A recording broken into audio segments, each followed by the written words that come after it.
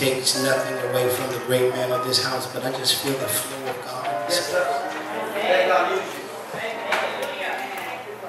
And I see why God deposited the word that he deposited. I thank God for Pastor Robinson about the portrait of a pastor. And I wrestled with this word because I was like, oh, this is a pastor's first word. And I wrestled with this word, Pastor Robinson. I wrestled Pastor Kyle.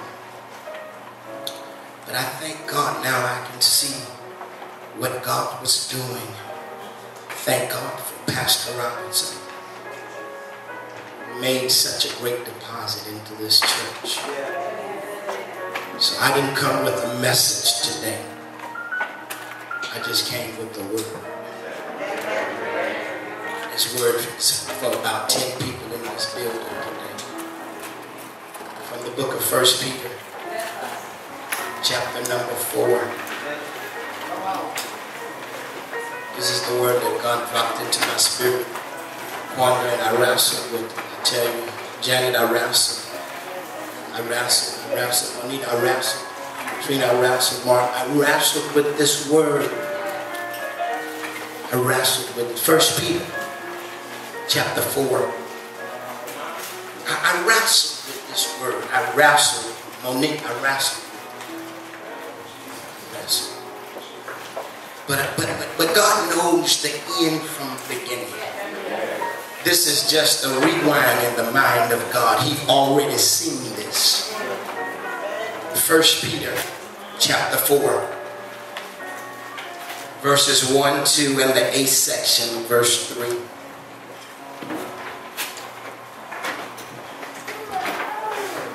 Stand to your feet as we reverence the word of God. 1 Peter 4, I promise you I won't be long. I just want to make this deposit and we're going to go on. I want us to read together. I want us to stop at the periods and pause at the commas as we read verses 1, 2, and the 8th section of verse 3. Let's read. For as much then as Christ has suffered for us in the flesh, arm yourselves likewise with the same mind. Look, stop right there. Mash rewind. Go back to arm. Let's read that again. Arm yourselves likewise with the same mind. For he that has suffered in the flesh has ceased from sin. Verse 2. That he no longer should live the rest of his time in the flesh for the lust of men, but for the will of God. Verse 3, I just want to read the 8th section. We're going to stop where it said Gentiles. Listen. For we have spent enough of our past lifetime in doing the will of the Gentiles. You got that in your Bible? For we have spent enough of our past lifetime in doing the will of the Gentiles. Look at your neighbor and say, neighbor, enough is enough.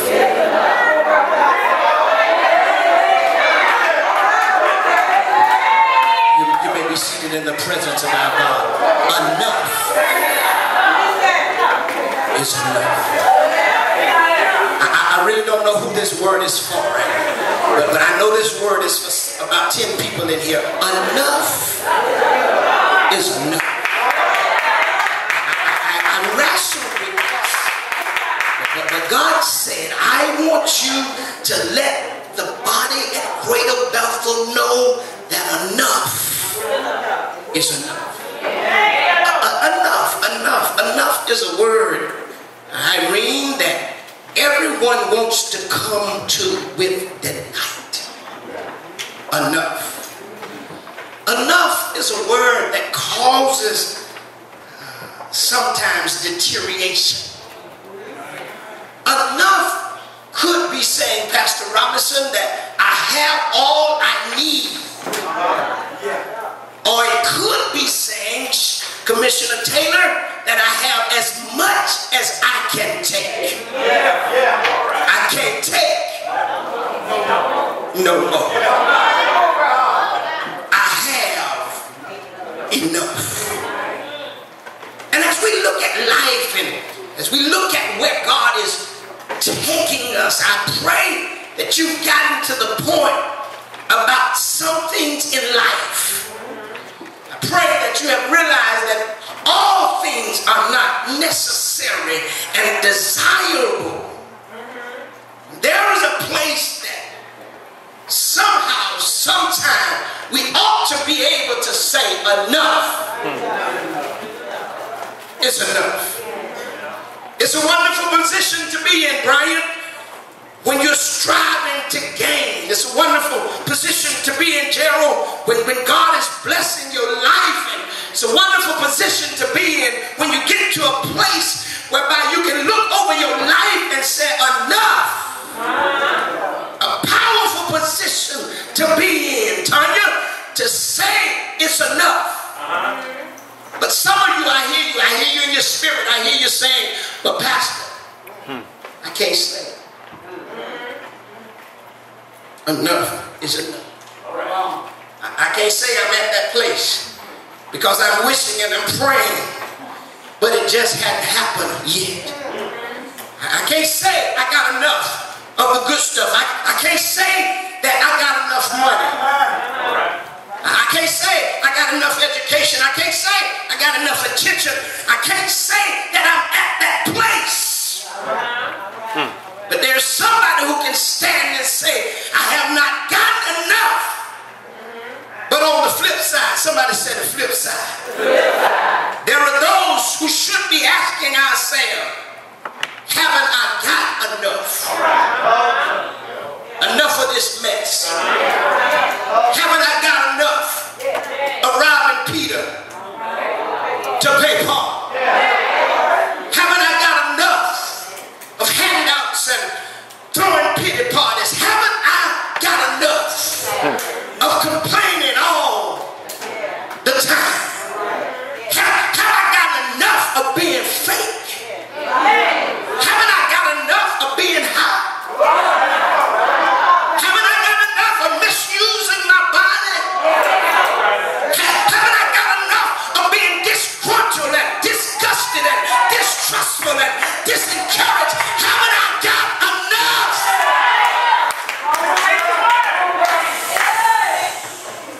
Haven't I gotten enough? I haven't called your list. I haven't called the name that you've got enough of. You just gonna shout it out. Because enough is enough.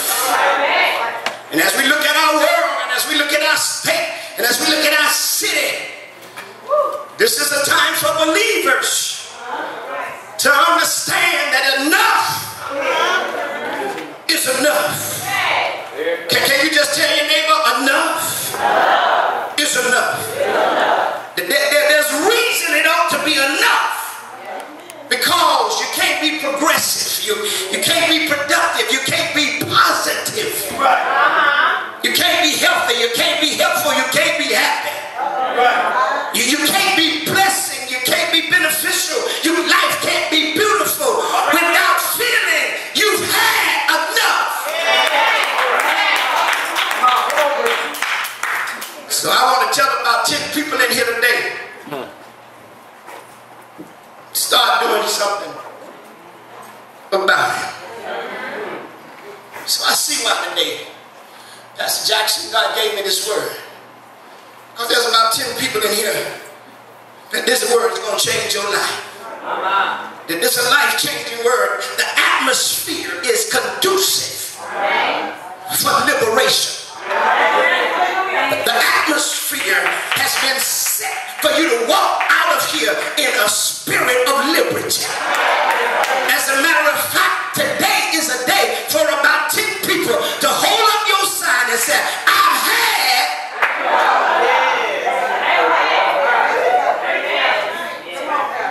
enough.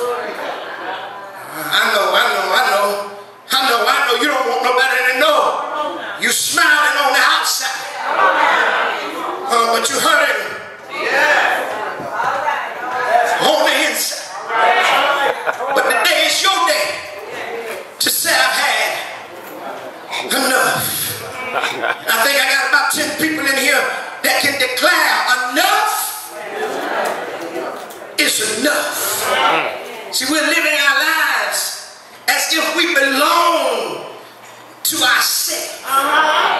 But you got to realize that either you belong to self, all right now, or you belong to God. There's no in between. Either you belong to Satan, or you belong to God. And if by chance the enemy has been playing tricks on your mind, I come out of here today to declare that enough is enough. Yeah, you can't be caught in between. Because Jesus told the church in Revelation 3rd chapter, the church of Laodicea, he said, listen, let me tell you something. I got something against you.